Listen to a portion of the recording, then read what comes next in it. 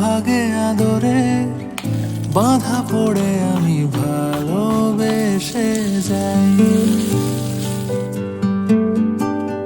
স্মৃতির সাগরে ডুবে গিয়ে আমি ভালোবেসে যাই। ভ্রমণের শেষে ফিরে এসো তুমি আগের মতো।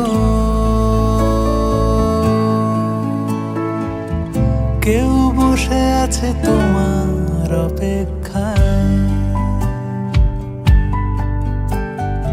আজ খানা ভরে